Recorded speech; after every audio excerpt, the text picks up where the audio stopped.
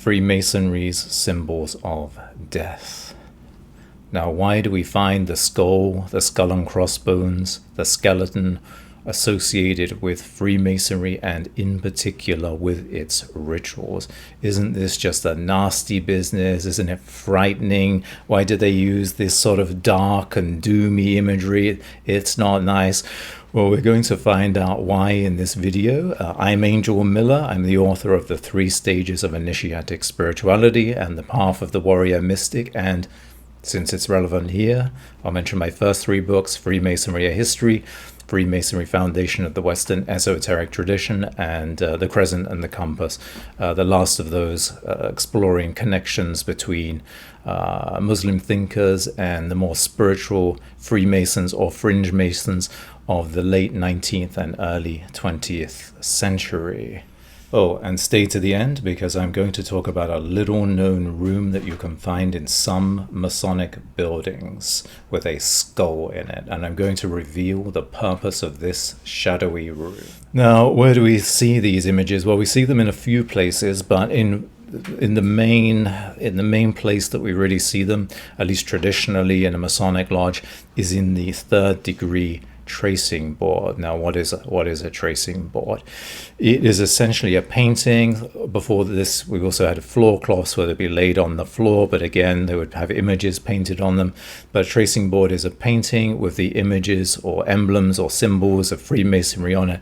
And after the initiate has gone through the ritual, the meaning of the ritual and the meaning of various symbols will be explained to him.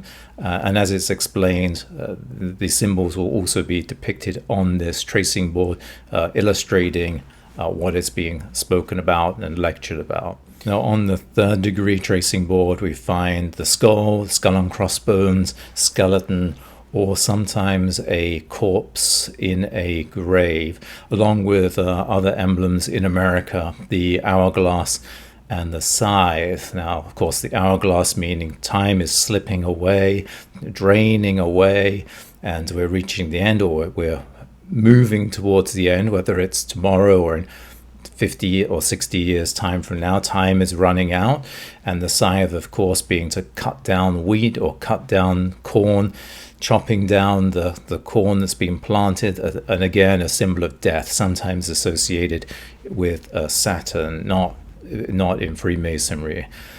Now, it should be said that these are juxtaposed against other images of, or emblems or symbols of hope, most specifically the Noah's Ark, obviously getting over to the other side of the flood. Something tremendous has happened, death, and we've gone beyond that. We've gone beyond the flood of death, in a sense, and the all-seeing eye of providence, or the all-seeing eye of God. Now, do we find such images outside of Freemasonry? Well, certainly if we go back a few hundred years, we find that these images are actually quite typical in European or quote-unquote Western culture, in the type of painting known as vanitas or vanity.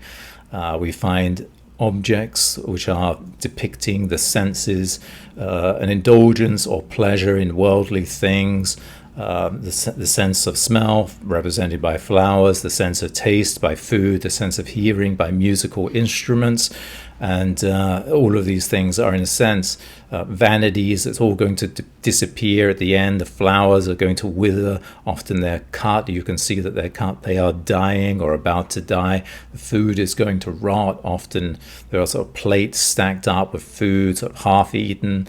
The world is being abandoned. And in the middle of such scenes, very, very frequently, you can see a skull. Why? It's the symbol of mortality. All of this is going to fade away at some point. It's going to disappear, or as our lives disappear. We can't take these things with us. So very much like the Masonic tracing board is the Veneta. Now, again, on the back of portraits, would often be depicted a skull or skull and crossbones. We're talking several hundred years ago. Now, why would someone who would have to be very wealthy, to commission a portrait of themselves. And perhaps a little bit vain as well. Why would a wealthy and thus powerful individual have a skull depicted on the back of their own portrait? Well, of course, much in line with Christianity, there's the sense of death. The body is impermanent. It's going to go. You can't take the luxuries of wealth with you, and you have to be mindful of that. Now, from our perspective, I think the most interesting portrait, the most interesting painting where we find a skull is Hans Holbein's The Ambassadors, painted in 1533. So quite a long time, almost. So from our perspective, I think the most interesting painting with a skull in it is Hans Holbein's Ambassadors, painted in 1533, so pretty much 500 years ago. And there we see two ambassadors. We see a collection of different objects, much like the Veneta, and we also see a very strange shape, which we'll get to in a minute. But what is particularly interesting in this painting is we see on one level, we see some shelving, and on the bottom level, we see a pair of compasses, or what we sometimes call a compass today, an instrument for draftsmen. And we find a set square, or what Freemasonry would just call a square. And of course, the pair of compasses, or compass, and the square became joined together as the main symbol of Freemasonry, and depicted in tracing boards, and are depicted throughout Masonic rituals and imagery associated with Freemasonry. Yeah, there they are in 1533. And we also see a celestial globe and a terrestrial globe, or the stars and the earth. And again, we see both of these in a Masonic lodge, each of them placed on a column on the outer door, by the outer door of the lodge. So a lot of this stuff in this painting shows up in Freemasonry later on. Now, getting back to that strange shape, it is in fact an anthropomorphic skull. So when you would view it from a certain vantage point, in this case from a balcony above at a certain angle, it would sort of be squished together, and you would see that it was actually a skull. So in the middle of this scene of wealth and luxury and power, and not only power of the ambassadors and of negotiation and politics and worldly politics, but also the power of the mind with the square and compasses and the globes, etc. In the middle, in the midst of that, there is this skull, this reminder of death. Well, if you're enjoying this content, maybe this is your thing, death and the symbols of death, do subscribe for more. We're going to be diving deep into Freemasonry and other esoteric and secretive subjects. So why would there be this fixation on death and the skull, even outside of Freemasonry? Well, if we go back to the medieval period and later, we find that meditating on death is actually a Christian practice, which has been revived by Sister Teresa Alethea Noble, who's recently published a book on Memento Mori.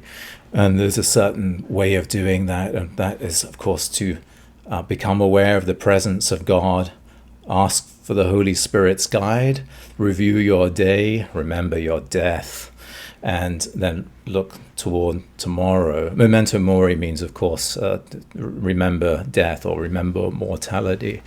And so this was a Christian practice, obviously, or at least hopefully obviously. Reflecting on one's death is not simply a Christian practice. It is a practice that you can find probably in every religious tradition, and quite probably in every esoteric tradition as well. This is something we don't like to do in the modern age. It's very interesting, I think, that our entertainment, especially dramas and movies, often center around or or sort of crescendo at the moment of a murder or death or some sort of horror. And we've turned death into an entertainment. So we remove even our closest family members to a hospital and let them die alone. But while we watch TV and see all these deaths and murders as pure entertainment, and it stops us from thinking about what it really is. And most importantly, it stops us thinking about our own mortality. And, the Freemasonry gets a lot of opposition. I'm sure we'll see it in the comments. And it tends to get, a lot of opposition from people who regard themselves as a bit more conservative and traditional. But the real tradition is actually to focus on one's death, to remember one's death. Memento, Mori. That's why we see it in paintings throughout Western or European fine arts, and in sculpture as well, of course, and in the practice of meditating on one's mortality.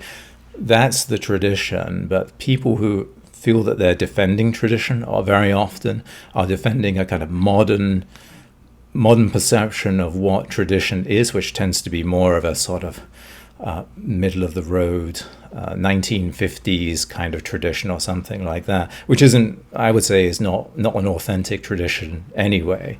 And Freemasonry preserves that ancient tradition, or if not ancient, then at least very centuries old tradition, shall we say.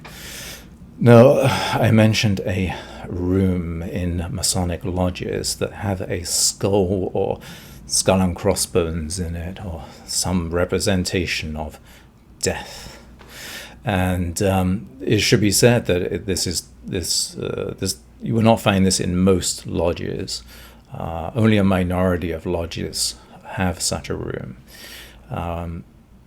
In England during the 18th century, even the early 18th century, there was an antechamber where candidates would be prepared and would maybe reflect on things before they were initiated through the Masonic ritual. In France, we'd start to see a chamber of reflection. And in American Freemasonry today, and over the last 5 to 10 years, there's been a growing interest in the chamber of reflection. So what is it, and why are some Masonic lodges recreating this room in their lodge building? Well, typically it is a small, very dark room which will have a table, and on the table would be a skull or skull and crossbones or some other representation of death, as I say. Very often it will have little vials of sulfur, salt, and mercury, which represent the 3 alchemical elements. And what is alchemy about? Alchemy is about transmuting, or you could say transmuting lead into gold, but you could also say it's about, in a sense, cultivating a seed of gold so you get more of it as well. But really it's about the transmutation, right? The transmutation of something dark and maybe not useful or not beautiful, not brilliant, not luminous anyway, not illuminating, and transforming it into something that is. Why is gold illuminating and lead not? Leave aside the physical qualities of those two metals. Of course, gold was used to decorate things, and if you look at paintings in a museum, in the frames that they've been in for several hundred years, you'll see that the frames are very large and ornate and gold. And why is that? Because they didn't have electric lighting. The room was lit by a fire, and that gold frame would then reflect the light back, so you would get a spectacular visual effect, and it would illuminate the room in a very warming way. We've forgotten that, and we see it under electric light, and we just think it's gaudy, which it is, but it wasn't meant to be seen under that light. So the alchemical elements is about transformation from something that is dark to something that is luminous, illuminating, bright, the light. And then on the walls of the chamber of reflection, sometimes there are sayings written. One of those is, if you want to live well, remember death. And again, you will remember that the term Memento Mori means remember death. And of course, Memento Mori was a Christian practice several hundred years ago, where you would reflect upon your mortality. Of course, you reflect upon God as well, but you reflect on your mortality.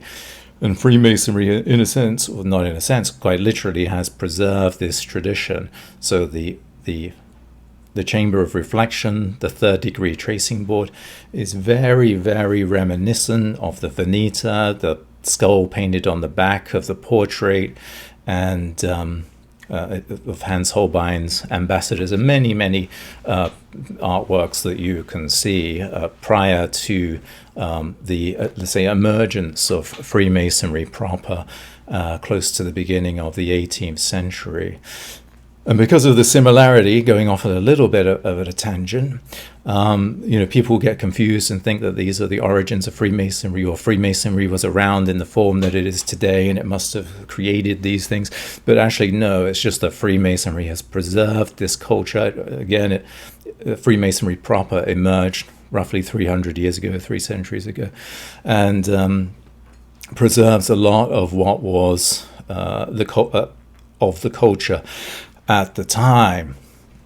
Now, as the culture has moved on, we've gone to Hollywood, we've gone to pop singers, we've gone to dramas and comedies maybe have no bearing on the human soul.